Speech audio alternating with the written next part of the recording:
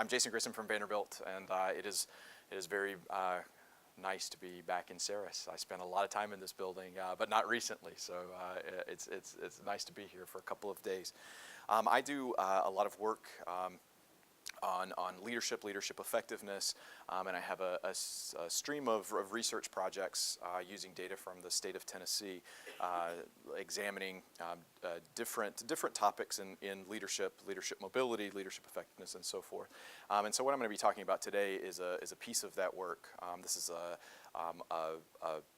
working paper that I have with two of my graduate students, Hajime Matani and Richard Blissett, about principal licensure and especially the licensure exam that the state requires, and actually lots of states require for passing an examination as a condition of licensure to become a school principal.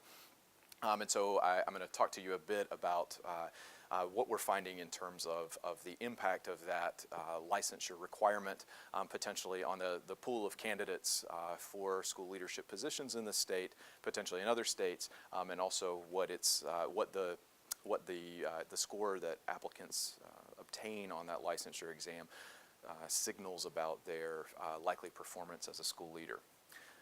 So the motivation here is that we have a lot of evidence and a growing body of evidence that principals matter. That we've been very focused in education policy research on the importance of teachers, and teachers certainly are important, but increasingly recognizing that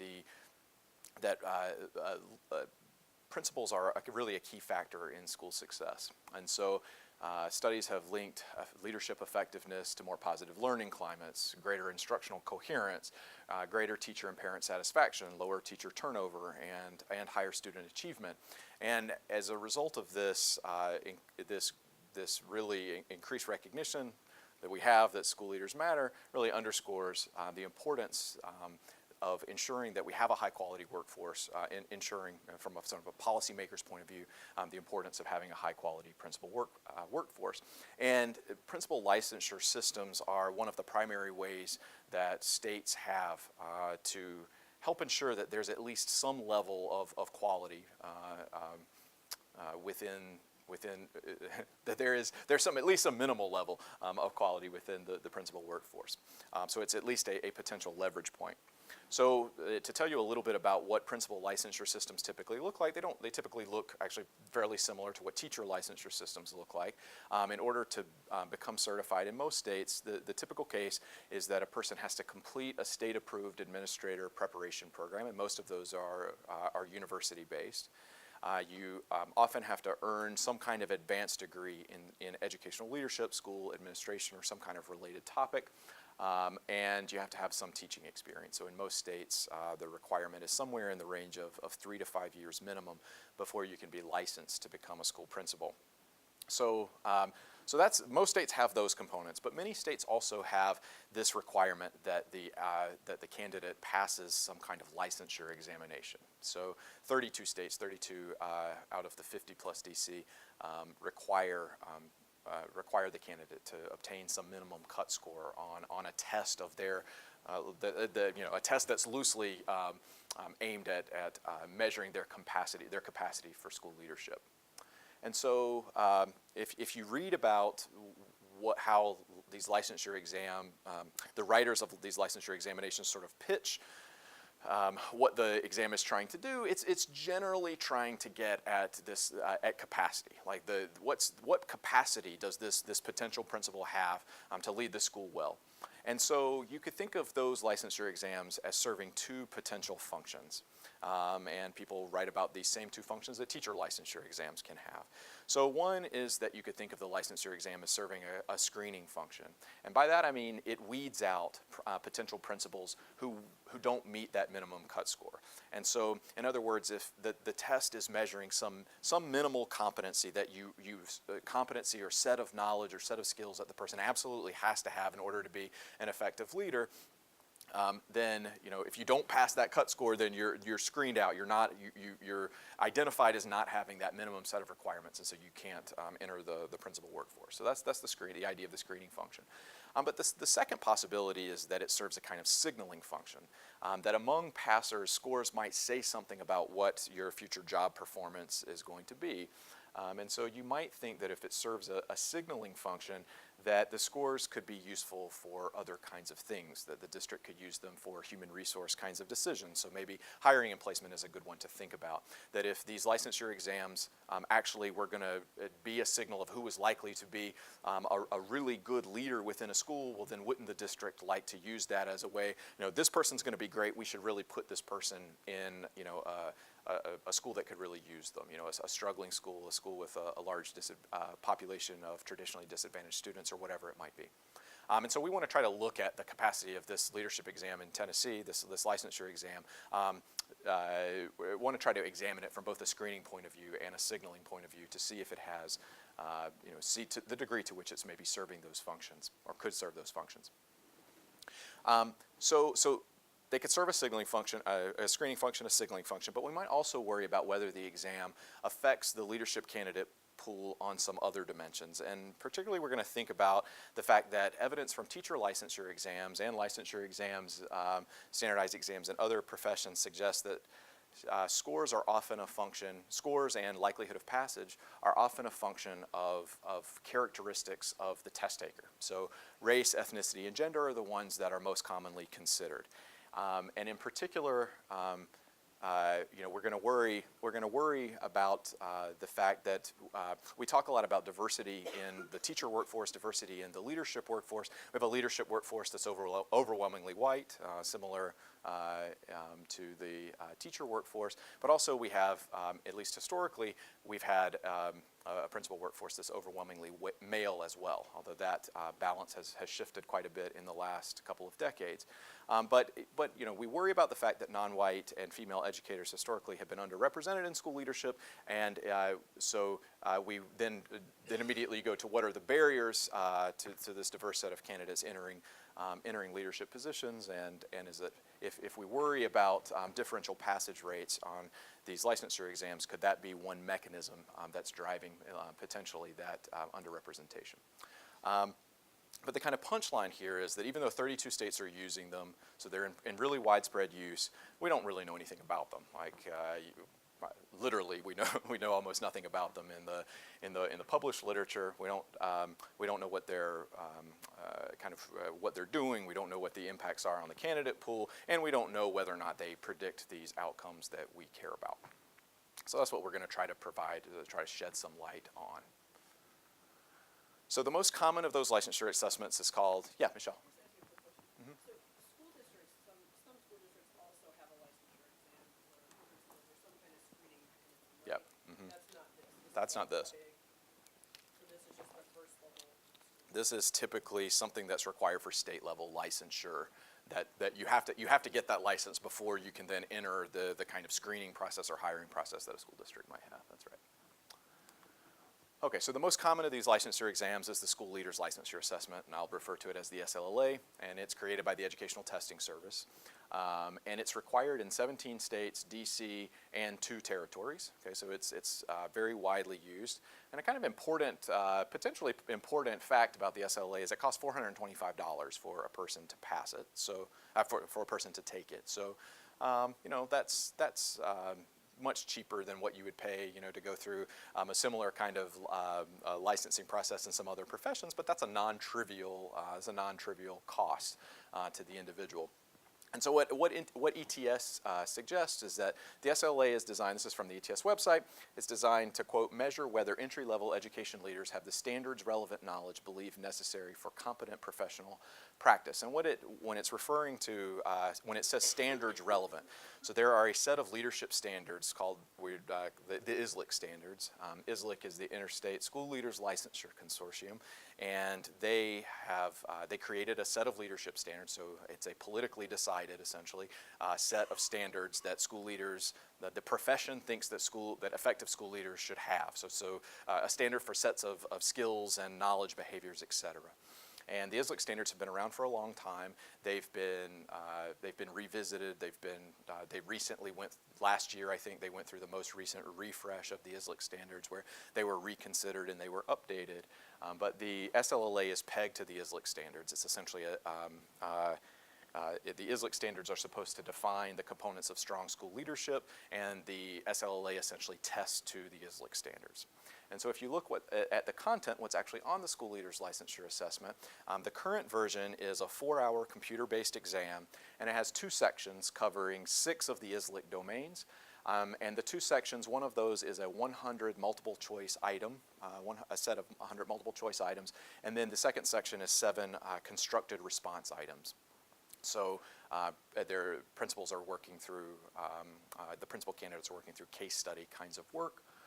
And so if you see, this is sort of the breakdown. So in section 1, the multiple choice piece, this is what it's testing. So this shows you what the approximate number of questions and the approximate percentage of the examination. But you can see it covers vision and goals, teaching and learning, managing organizational systems and safety, collaborating with key stakeholders, ethics and integrity, right? So these major areas that the field, as decided, as sort of enshrined in the ISLIC standards that the field has decided are important for school leaders to possess. And then in the constructed response items, they're tested on the education system, again, vision and goals, and again, teaching and learning. And so then the responses are scored on a scale of 100 to 200, and 163 is ETS's recommended passing score. States don't have to follow that recommendation. So states can choose whatever passing score they'd like to set. So ETS recommends 163, but in fact they range from 160 to 169. 160 is the lowest. In Tennessee, where this data is going to come from, Tennessee uses 160, Kentucky uses 160. Mississippi is on the other end of the spectrum. Mississippi sets a cut score of 169. And the idea, again, is you take this test and you cut score in order to be licensed to be an administrator in your state, in that state, in addition to the other hurdles you have to pass, passing the completing the university-based preparation program or whatever it might be. Okay, so we're going to, looking at data from the state of Tennessee, we're going to essentially examine three research questions, and these are largely essentially just descriptive questions. We're trying to figure out what is the use, the use of the SLLA. What does it mean on a couple of different dimensions? So the first thing we're going to ask is, how are scores on the SLLA distributed across principals and schools with different characteristics, and how are those characteristics associated with probability of failure? So how the scores correlate with the characteristics of the people in the environment and similarly the passage rates. Second question is, to what extent do SLLA scores predict school leader labor market outcomes, including future hiring as an assistant principal or principal, and also principal turnover? And then the third one is whether or not, does SLLA failure screen less effective principals? And when we can answer that question more or less well, as you'll see. And to what degree do SLLA scores signal future job performance of principal candidates? All right, and I'll come back to how we're going to try to measure what job performance is going to look like in this particular context. But before I get to that, I think one thing that is maybe useful to think about is why it might not predict future performance outcomes, right? If the field has said, well, these are the standards, these are the set of knowledge and skills that effective school leaders need, and the test is testing whether or not you have those things, then shouldn't you just expect that you see a relationship between the SLLA score and future outcomes? And so a kind of way of thinking about this is to kind of flip it on its head and say, well, why wouldn't it? Okay, if we find that it doesn't predict future outcomes, why might you see that result? And so here I'll give you a handful of possibilities. So one possibility is that the SLLA just isn't pegged to the right knowledge and skills. All right, so maybe the ISLIC standards are not identifying the set of knowledge and skills that principals actually need. The ISLIC standards, I mean, they draw on a research base, but that research base is not all aspects of that research base are the most rigorous, and also the ISLIC standards are also politically decided. They're aggregating large sets of stakeholder input in order to decide what those standards should be across states, and so maybe they don't settle on the right things. All right, so that would be one possibility. Another possibility is that the standards are just fine, but the problem is that the SLLA is a poor test of those standards. So, and in fact, there's just not very much information that's available on what the psychometric properties of the test are. Now, if I was going to design a licensure exam, I would like ETS to work with me to do that, right? So they're a very respected testing company, but it's possible that the standards are the right ones, but the test, there's something wrong with the test itself. A third possibility is that both the standards and the tests are good ones, but the knowledge and skills that the SLLA is actually capturing doesn't translate to effective behaviors, right? So the test is measuring capacity. It's measuring knowledge, skills, these kinds of things that a person would come into the leadership job with, but maybe the connection between knowledge and skills on the one hand and behaviors on the other, maybe in practice those things are weak, right? Maybe what I know and what I'm able to do doesn't translate into what I actually do on the job. And the fourth possibility is that maybe the test predicts good job performance, but we just don't have good measures of job performance. And so even though the test is doing what it's supposed to, and it's actually predicting whether or not the job performance is effective, or job performance is good or bad, we don't have great ways of capturing that job performance, and so we don't see it even though it's actually there. And that's always going to be a problem. But the way we're going to address that particular issue is we're just going to look at a lot of different outcomes. So I'm going to at least argue that we have some plausible measures of what job performance looks like, and we're going to look across those measures and see, if we look at sort of the totality of the evidence, are we able to see whether or not the SLA is correlating with the performance metrics or not. Yeah, Rick.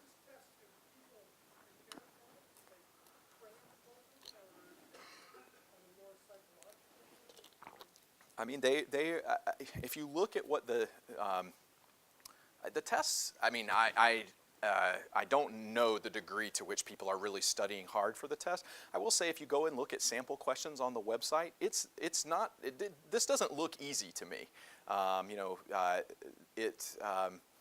You can work through some practice problems and you can reason your way through it, but they're written at a fairly high level. So I think, at least from my sort of cursory look, so I think people can prep for this test the same way they can prep for lots of Praxis and Praxis 2 types of exams, and those prep materials exist. But I don't know the extent to which people are getting together and having study sessions to prepare for this particular test. But from where I sit, from my cursory look, I don't think I could just sit down and feel confident that I would pass it, given the kind of body of knowledge I have, and that's just from looking at the practice materials. So the data that we have longitudinal administrative data files that we get from the Tennessee Department of Education, and we've got data from 2003, 2004 to 13, 14. And these are kind of your standard state administrative, they contain sort of standard things that those kinds of administrative data files have. So we have job histories of personnel, we have demographic information, we have degree attainment, and we know lots of information about school and student characteristics. And then we have complete score histories for all Tennessee principal candidates who took the SLLA from 2003, which was the first year it was required as a condition of licensure in the state, to 2014. So ETS gave us an extract in early 2014, and that gives us a total of about 7,300 test scores. Now that can include multiple. We have the complete score history, so we see when people fail as well as when they pass. So a little bit of a wrinkle here is that over this about 10-year time frame, there were 3 different forms of the tests. And so sometimes we're going to look at the forms of the tests separately, and then for some of the analyses, we're going to pool them and look at them all together. But just to give you a sense of what that looks like, what those 3 different forms were. So between about 2004 and 2009, ETS was administering what they call Form 1010, and this was a paper-based test. And in 2000, right around 2009, 2010, they shifted to Form 1011, which was also a paper-based test, but it was completely revamped. And then in the very recent years, just in 2012, they shifted to Form 6011, which is just Form 1011, but it became computerized. It became a computerized test rather than a paper-based one. But one wrinkle here, an additional wrinkle here, is that the passing score changed when they changed the form of the test in Tennessee. So from 2004 to 2009, the passing score was 156, and then when they changed the form of the test in 2010, Tennessee moved the passing score up by 4 points, and it's currently 160. And so when you look at what the distribution of the test scores looked like between the 2 forms, so we're just going to lump the paper version and the web version, the 1011 and 6011 versions together. Those are the dotted line, and look at them, the 1010 version. you can see these are the two cut scores, and what you get from this picture is that when they shifted the form of the test, it got a little bit harder. So you can see that there's more of the mass in the dotted line to the left of the cut score. So more people were failing. The average score was higher under the old version of the test, and the failure rates were also much lower under the old version of the test. And in fact, that failure rate jumped from just around 2% prior to 2009 to 15% after 2010. So that's a pretty big difference. A lot more people are failing this exam than were failing it prior. That's going to have implications for how we do the analysis that I'm talking about in just a minute. All right, so what are we going to do? So like I said, these questions are largely descriptive ones. So the first thing we're going to do is just describe the distributions of the scores by candidate characteristics and school characteristics. So we're going to do that with just some simple t-test comparisons just to see what they look like. And then we're going to use some regression models to model probability of failure as a function of those characteristics, and plus some year effects and some regional effects. We're going to experiment with administrator prep program effects here as well. Yeah.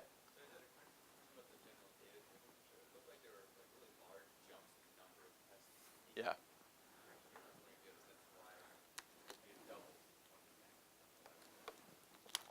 Yeah, I've been asked that before, and I don't know, and the people at TDOE that I've talked to don't necessarily know why that is either.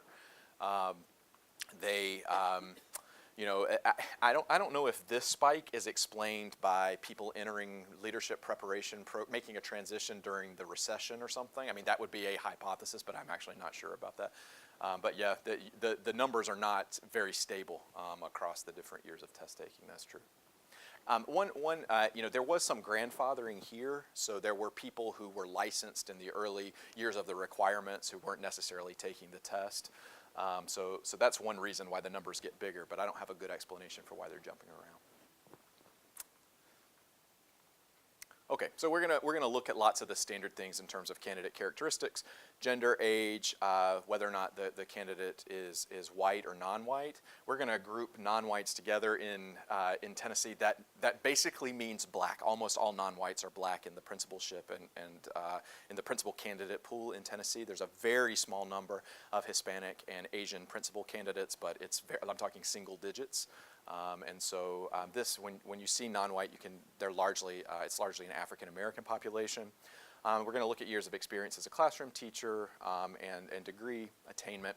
School characteristics, we've got information about locale types, so urban, suburban, rural, fraction of students who are free and reduced price lunch eligible, other demographic characteristics, school size, and so forth.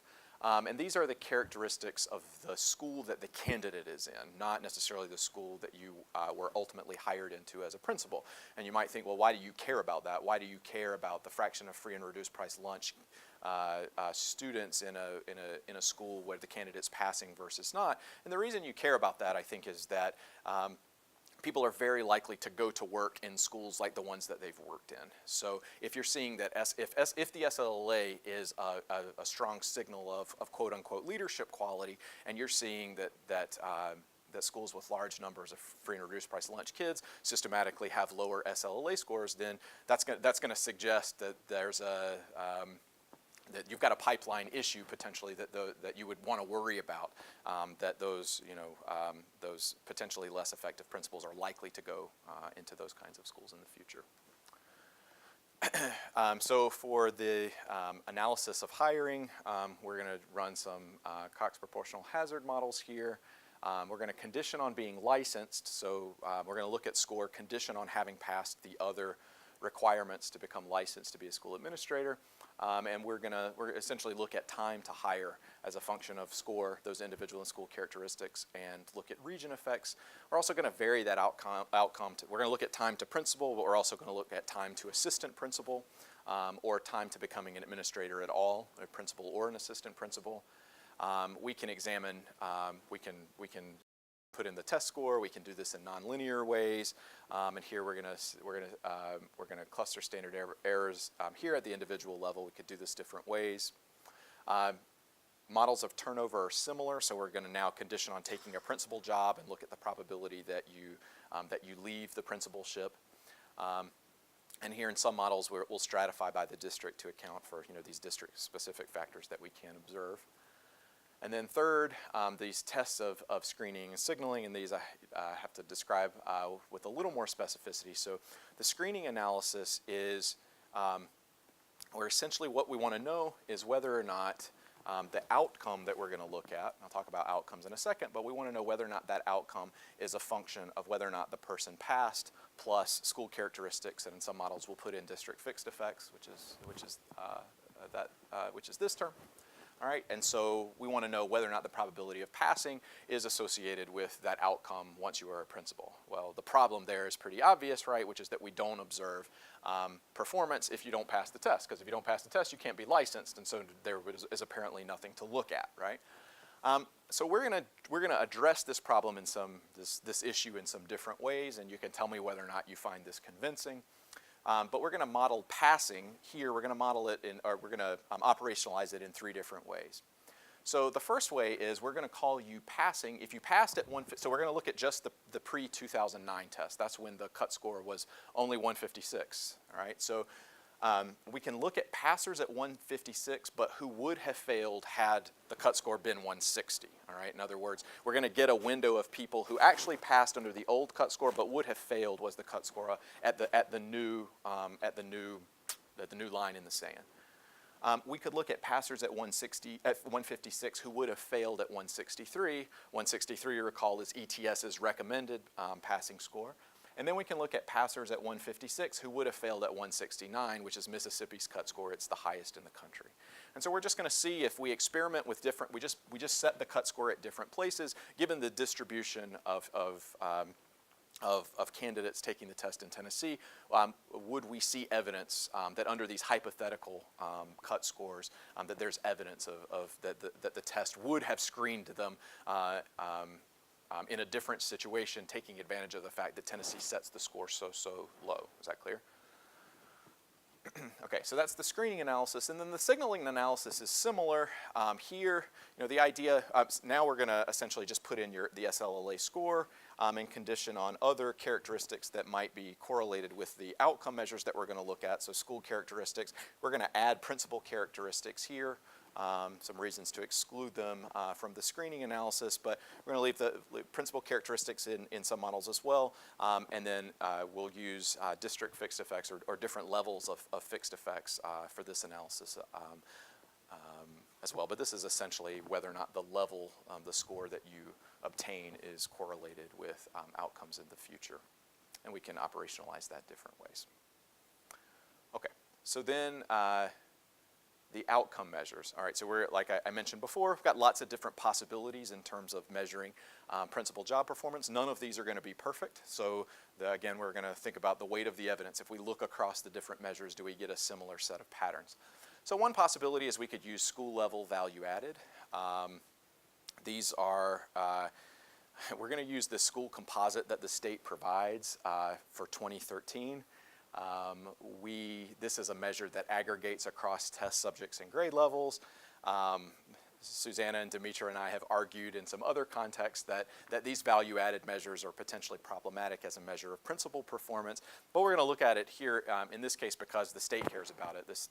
Those value-added measures that they use make up 35% of the principal's evaluation score, and so we're going to use it. We're going to see whether or not it seems to be correlated with those SLLA scores. We're also going to run our own student-level growth models. So we're just going to use TCAP, which is the state's standardized testing program in math and reading that we have for grades 3 through 8. We only have that for 07, 08 forward, but we're going to run some student-level growth models that look exactly like you think they look. Essentially, take this year's test score, model it as a function of last year's test score, a bunch of covariates, and we'll stick in the SLLA there to see whether or not there's a correlation between SLLA score and test score growth. But I'm a little bit less sanguine about the test score-based measures. But we're going to look at some alternative measures of performance as well. So one of those is that Tennessee, as part of its race, it was a first-round race to the top winner, and so beginning in the 2011-2012 school year, Tennessee implemented what's called the Tennessee Educator Acceleration Model. It's TEAM. It's its evaluation system for teachers and for principals. And for this analysis, we have data for the first 2 years of teams, so 2012 and 2013 summative evaluation scores that were given to principals. So the evaluation score has multiple parts. Here's what we're peeling off here is the observation component of that, the subjective rating that was assigned to the principal by a leader in their school district. And the way it works is it's a rubric-based evaluation. It's a rubric-based evaluation model similar to what you would, Danielson or something that's used for teachers. But this one is pegged to the Tennessee Instructional Leadership Standards, which are similar to ISLIC. And so there are 22 different items that the principal is rated on by the principal supervisor or the superintendent or someone in the central office. And so we're going to look at those years separately because the evaluation form actually changed from 2012 to 2013. So we're going to look at 2012, correlations with 2012 data or 2012 measures and correlations with the 2013 measures separately. And we've done some other work on those rubric-based evaluation measures and shown that they're rated on these 22 items, but what those 22 items essentially just reduce to one underlying construct, which seems to be what the perceived effectiveness of that principal from the point of view of the school district leader who's giving them that observation. So for this analysis, we're just going to use the standardized factor score for 2012 and for 2013. We're just going to pull out that one underlying construct and call that the summative evaluation rating. And then we also have the state ran the TEL survey, which was a survey of teachers, assistant principals, and principals. It was a statewide low-stakes survey that they did in 2013. It has a lot of questions that were aimed at measuring different characteristics of the instructional climate and so forth. But it asked 20 questions that were aimed at leadership quality that were generally related to perceptions of the quality of the leadership in that school. And so we factor analyzed the teacher, assistant principal, and principal responses separately, and those also just reduced to one underlying thing for each set of ratings. And so we've essentially got a teacher survey-based measure of leadership performance in the school, an assistant principal, a similar measure for assistant principals judging the leadership in the school, and then we have what you might think of as the principal's self-reports of the leadership quality in the school. And so we're essentially just going to look across those different performance metrics and use those different performance metrics to do the screening and signaling analysis. All right. Okay. So what are the results here? So the first main result, the first main descriptive result, is that some kinds of test takers do better on the SLLA than others do, and in particular, women do much better than men do. So the average score for women in the data set is about 174, and the average score for men is about 171. That's a 3-point difference. That's about half a standard deviation. So that's pretty big. It's a pretty big gap between men and women. This gap, though, from sort of at least from the point of view of disproportionate access to leadership positions in the labor market, we probably worry less about this particular gap because the women are the underrepresented group and they're actually the ones that are outscoring the men. So from kind of a policy perspective, that one is maybe less interesting than this one, which is that compared when we look at white test takers score about 174 and non-white test takers score about 168. That's a 6-point difference, and that's nearly a standard deviation. Standard deviation is about 8 actually here. So this is about 2/3 of a standard deviation essentially of a difference between white and non-white test takers in the state. What that translates, that difference in the score levels translates to differences in the passage rate. So about 93% of white test takers pass the test on the first try, but only about 80% of non-white test takers pass the test on the first try. And then only 5% of white test takers never pass the test. So we see them retake it as many times as they would like, and only 5% of the time do you have a white test taker that we never observe passing the test, compared to 16% of non-white test takers who can take it multiple times, but we never observe passing. The districts observed the scores. And that someone's taken it X number of times? They do not. So what the state tells me is that this is reported to the state for licensing purposes, and unless the principal reported their score or something, that would be immaterial to the hiring decision later on. Pass or no pass, exactly. Actually, they would just see licensed or not licensed, and they would never actually know what the score was. So we see some other, so the race and gender differences I think are the most interesting, but we also see some statistically significant differences by some other characteristics. So younger test takers do slightly better than older test takers. Suburban test takers score a little bit better than their colleagues in urban and rural areas. And we do see that test takers who are working in schools with fewer non-white students and fewer low-income students tend to score a little bit better on average.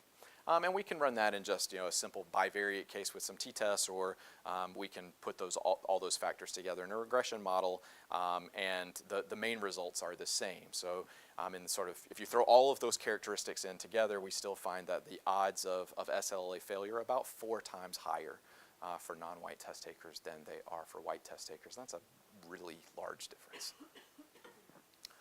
Okay, so you get these differences in score that translate into differences in passage rates. And so then the next question is, well, do we see differences in behaviors later on?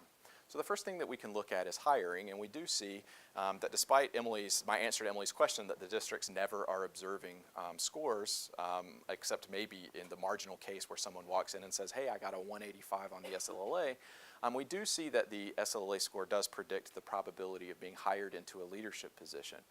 So these are odds ratios, and deleting all of the control variables from the table here, but essentially you're seeing this is the impact on the probability of becoming a first year, of becoming a principal. Essentially, this is time to becoming an assistant principal, and this is time to becoming any kind of school administrator, so a principal or an assistant principal, and you can see that they're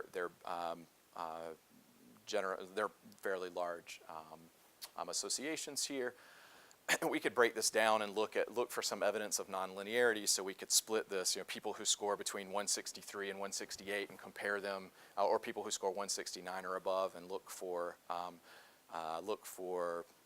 differential associations compared to that comparison group that scored lower. And we don't see, and we did this different ways. You could do it with square terms and so forth, and we don't see much evidence of a nonlinearity here. But generally, scoring higher on the SLLA is predictive of being hired into a leadership position, at least more quickly. And so that's one. So that's when we saw this result, we thought, okay, well, that's some evidence that the test matters for something. Does it matter for these other things that you might care about? Well, the next thing you could look at in terms of the labor market outcome is turnover. This is turnover from the school leadership profession, and basically we don't find anything here. We don't find that higher scores on the test conditional on the characteristics of the school they're in and so forth. The SLLA, your SLLA score does not appear to be related to the probability that you remain in a principal position. And so then we can look at the screening and signaling results. So the preferred models that we have here are for novice principals. So you would expect that SLLA score is, if it's going to be predictive of performance, it's likely performance at the beginning, right? The time when you enter the job, before your on-the-job experience replaces the knowledge and skills that you came in with. And so we're going to look, the kind of preferred models here, we're going to look at the first 3 years as principals, but we can look at other groups as well. We'll check the robustness with just first-year principals. We can look at all principals that we have scores for, which is still a relatively inexperienced group, right, because it was only required since the 2003-2004 school year, but we can check this for different groups. And the broad punchline here is that it doesn't really matter what the specification is. It doesn't really matter what the dependent variable is. We essentially find, there's almost no evidence here of either a screening, effect or a signaling effect. So what I mean is that the SLLA score isn't statistically significant in there's one model I'll show you in a second, but in almost no models, and often even when it's the signs are in the wrong direction. So the one exception to that is when we look at team ratings for 2012. So that was the first year of this. Again, team rating is the subjective rating that was provided to the principal by that person in the central office, rating them on that rubric of 22 items. And we do see, this is the screening analysis. So if you look at whether or not the person passed at 160 or higher, relative to not passing, they did score a little bit higher on that subjective rating in 2012. But you don't see sort of, if you look at sort of other potential cutoffs, so passing at 163, passing at 169, you don't see anything. And when you look at the following year, when you look at 2013 and you look at the subjective rating, now you don't get anything here. These coefficients are small. This one is negatively signed. There's just not much evidence here. You can do this with no fixed effects. You can do it with region fixed effects. You can do it with district fixed effects. The conclusion is the same regardless of how you specify, the model. We could look at signaling, and here I kind of put a bunch of the outcomes in one table. So these are the signaling models. So the main independent variable here is just standardized SLLA score. And we're just going to combine across all of the different forms of the test. Again, breaking it apart doesn't seem to matter. The outcome here are the team subjective rating in 2012 and 2013. In these columns, you can see these are the TEL ratings given by the teacher, by the principal himself or herself, by any assistant principals who might be in that school. These are test scores. This is the value added TVOS score in 2013, the composite. These are TCAP scores in math and in reading. And the big sort of takeaway is just look across this line and observe the absence of asterisks and actually the relatively large number of negatively signed coefficients. All right. So in other words, you might worry. I mean, we've got for some of these measures, we've got relatively small sets of principles. In these models here, we've only got something in the range for the survey-based measures. We've only got some principles sort of in the range of 100 to 250. So these are relatively small. So you might worry that we have a power problem, but you can see that the coefficients are negative. So it wouldn't matter so much if we could have 10 times as many principles. If you assume the ones that answer are random, that would suggest there's actually a negative relationship between SLLA score and those TEL ratings. Even the self-rating, right? Even when you're essentially asking the principal about the quality of leadership in his school or her school, they're talking largely about themselves. And in fact, that's, if anything, is negatively correlated with their score on the licensing exam. So they have not. They have not. Well, I don't think anybody knows.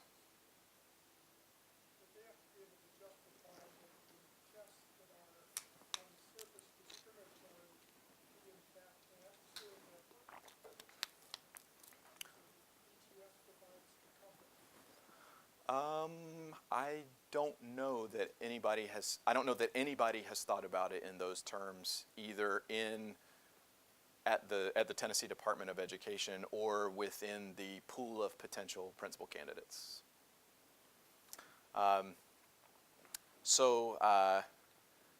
Yeah, so you can jitter this lots of different ways. So you get the same result. We limit this to first-year principals. We could expand it to all the principals that we have data for. We could look at principals who don't have AP experience, because you might worry, well, AP experience, now APs are getting on-the-job experience, and so the SLLA might be, obscuring the relationship between the measure of capacity that they had before they came into administration. And we just see the exact same pattern regardless, with fixed effects, without fixed effects. I mean, there's just really nothing here. We don't see any evidence of nonlinearities in association. I mean, literally, we have run hundreds and hundreds of models trying to find some evidence that there's a correlation between these licensure scores and some measure of outcomes. And with the exception of the one I showed you on the last slide, that there seems to be a screening,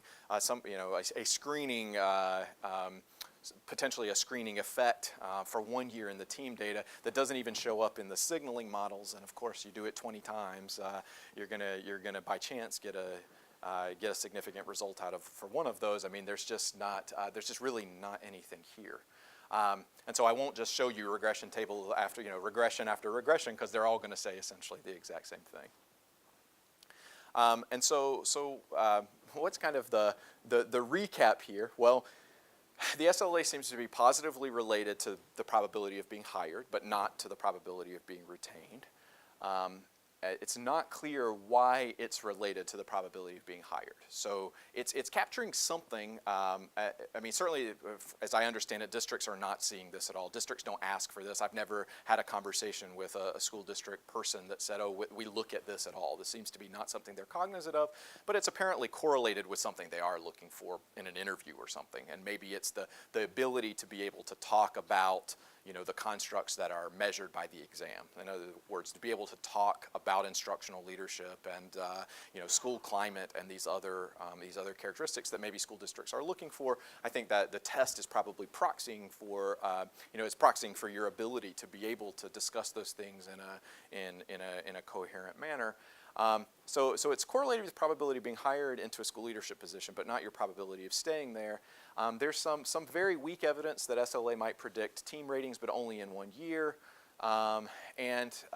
We do worry that we've got lots of measurement error in the performance measures.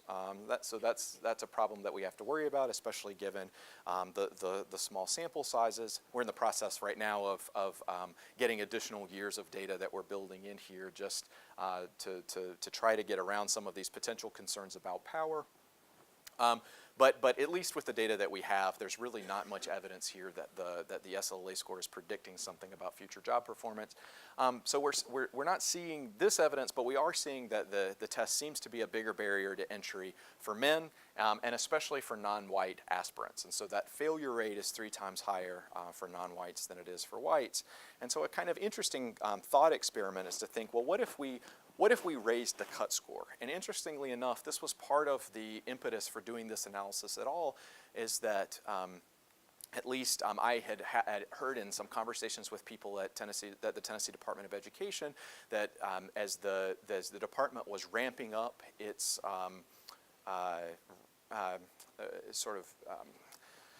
what am I trying to say, is they were trying to increase focus on school leadership and importance of leadership in the state.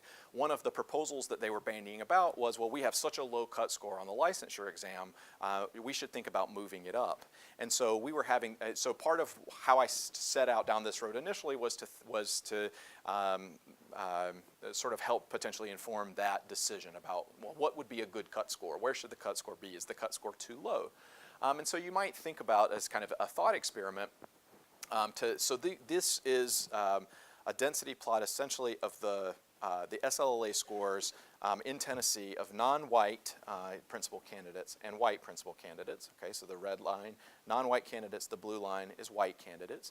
And then these three different lines represent 3 different cut scores. So this one is 160. It represents the current cut score in Tennessee, and I already have told you what the disproportionate failure rates look like here.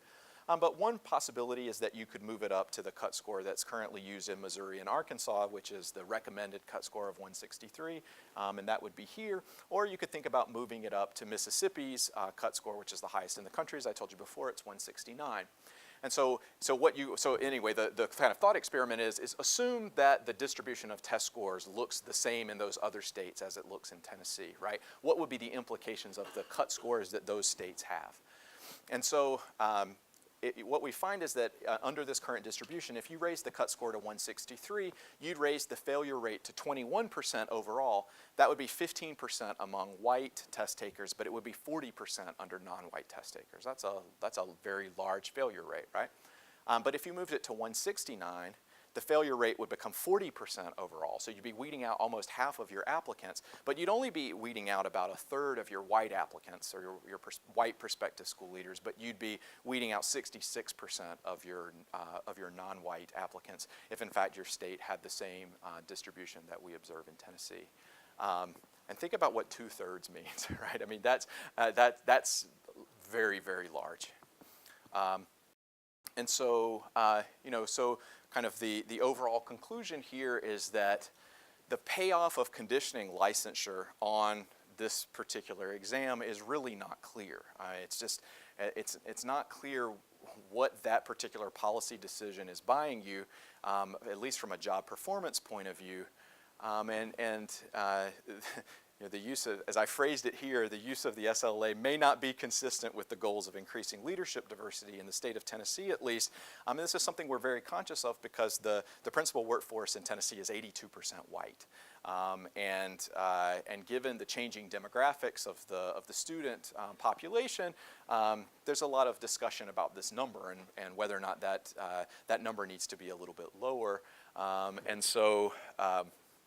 It's at least there's the potential here that the use of this licensure exam is going to be a barrier to trying to diversify the workforce, and it's not clear that you're getting anything in return for that disproportionate barrier.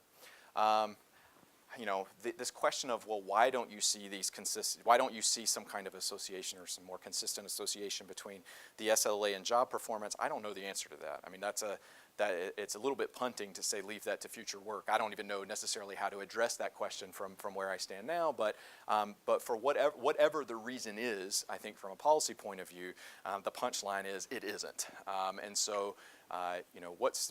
As Rick was pointing out, what is the justification for continuing to condition the access to school leadership positions on this particular instrument? And I do not have a good affirmative answer to that particular question.